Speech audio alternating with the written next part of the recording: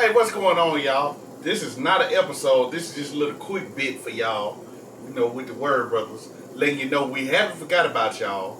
We just been out here catering and competing. And next week we'll be in a big competition down in Montgomery, Alabama, Poosa. So we down here working on a couple of, the past few weeks we've been working on a few flavor profiles. So, as you can see, Skip is still over there.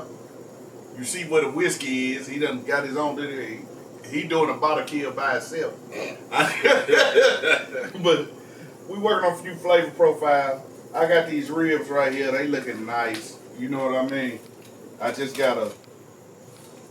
going to get them here, hit them with my finishing dust, slice them up, and see what we got. But, we love y'all. We haven't forgot about y'all. We still here. We got some new episodes coming up.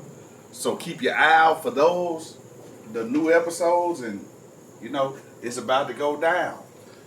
And I wasn't doing a bottle kill by myself. I'm practicing for TSU homecoming on October 13th. So I got to make sure my liquor intake, know how much I can go before I fall out. But you ain't got no water. But I see some. What's the ginger ale?